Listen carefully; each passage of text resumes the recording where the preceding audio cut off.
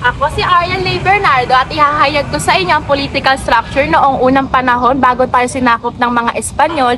Kumbaga, ito ang pre-colonial period. Bago pa pumunta ang mga Espanyol sa ating bansa, Filipinos live in a village or tinatawag na barangays. This is a small unit of government na mayroon lamang na 30 hanggang 100 pamilya. At dahil nga wala pang presidente na namumuno noon para sa buong bansa, meron pa rin silang tinuturing na leader, and it is called a chief or datus who govern them and were captains in their wars at ang kanilang tanging sinusunod.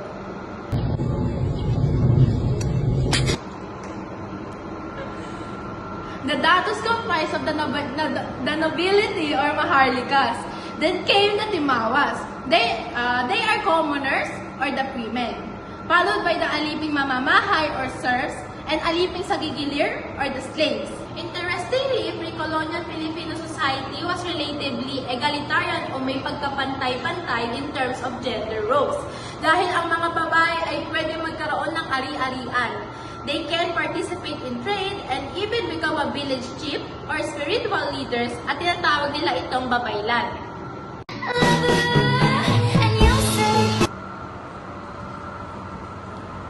Regardless the existence of different classes in the social structure of pre-colonial era, everyone had access to the land and mutually shares resources and the fruits of their labor. It was owned by the barangay and they have rights to use it and the land to make it productive.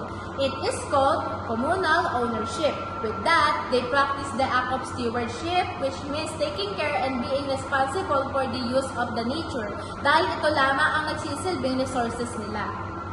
However, the main issues regarding the land ownership in the pre-colonial Philippines were the transition from the communal ownership to private ownership, which introduced by the Spaniards. At ayun lamang para sa political structure ng land and agrarian reforms noong pre-colonial period. So how was the economic status during the pre-colonial era? So let's find out.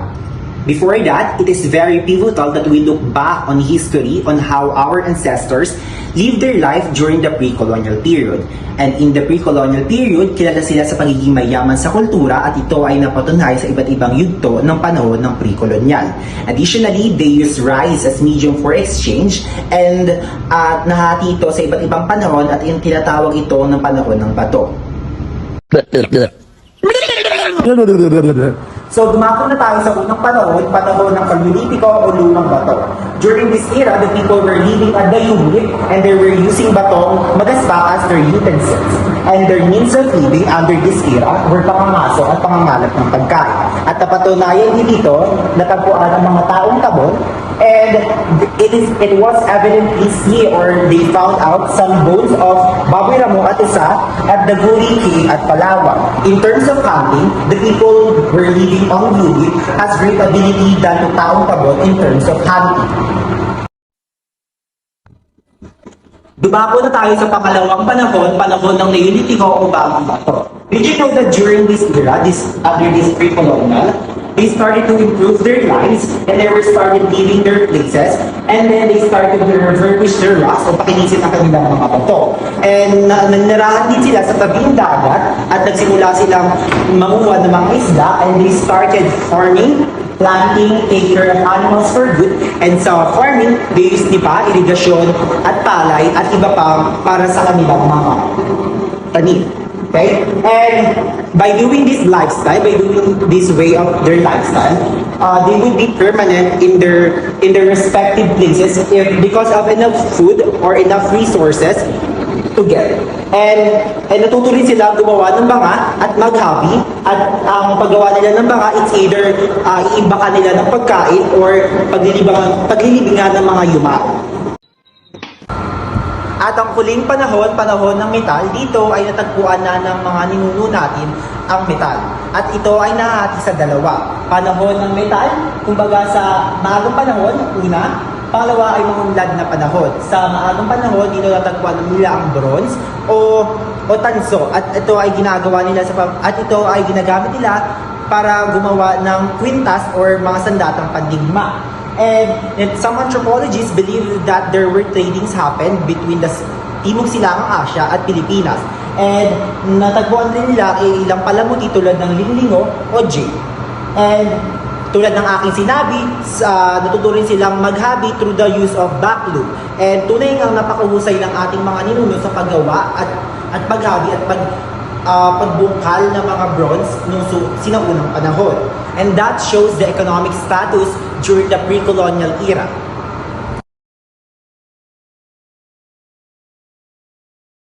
Make her disappear just like poof, then she's gone.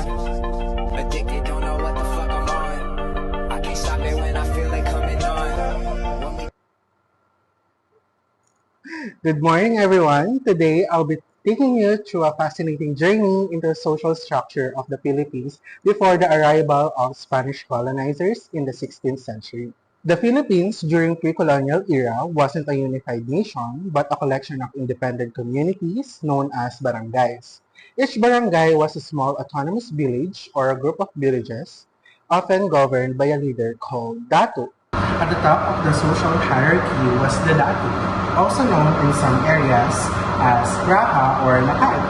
The Dato had significant authority over governance, economic matters, and spiritual issues within the barangay. They were responsible for leading their people in everyday affairs and in times of conflict. Beneath the Dato was the Maharlika class, the nobles and warriors of the community. This class included the Dato's relatives and other persons of noble lineage. They served as the military arm during wars and held responsibilities in trade and governance. The Timawa were the commoner class, free men and women who played an integral role in the community. Unlike the Maharlika, they were not bound to serve the Datu military but could be called upon during wars. They engaged in agriculture, fishing, and trade, sustaining the barangay's economy. The lowest tier was made up of the alipin, akin to serfs or bondsmen. Their status varied with some living independently or aliping namamahay, and other residing with their masters aliping sa gigilid. They performed various services for their masters, from domestic help to labor in the fields. In conclusion, the social structure of pre-colonial Philippines was intricate and integral to the functioning of its independent communities. It fostered a society capable of self-governance, rich cultural traditions, and vibrant community interactions.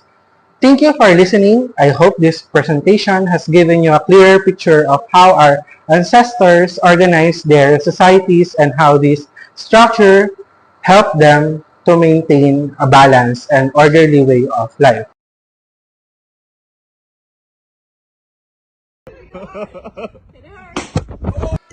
Magandang araw sa inyong lahat. Ano nga ba ang legal at judicial system noong pre-colonial sa Pilipinas? Halika na at balikan natin ang sinaunang mga Pilipino. Alam niyo ba na bago pa dumating ang mga Kastila sa Pilipinas, mayroon ng sariling mga batas at sistema ng pamamahala ng katarungan ang mga Pilipino? Ang pamahalaan ay patriarkal sa anyo. Ang unit ng pamahalaan noon ay barangay. Ang barangay naman ay binubuo ng 30 to 100 na pamilya.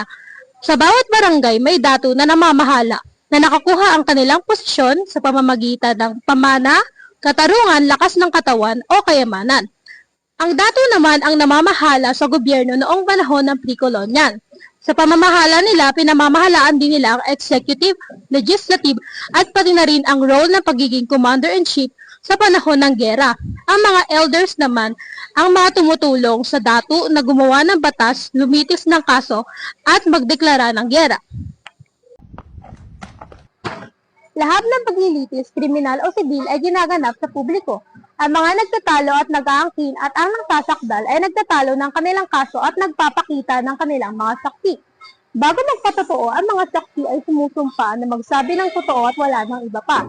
Ang panloloko ay bihirang mangyari kapag nagdududa ang korte Kung aling panig ang may kasalanan, ito ay humihingi ng pagsubok sa pamamagitan ng pagsubok sa kanilang pagtitiis ng sakit. Halimbawa, paglubog ng kanilang mga kamay sa kumukulong tubig.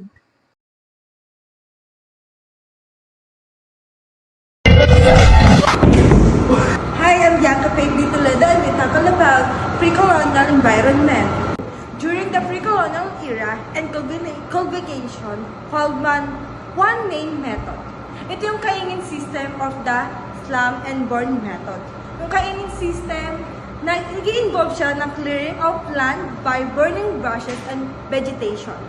Bago mag-plant crops, this method allowed the preparation of fertilized soil for cultivation.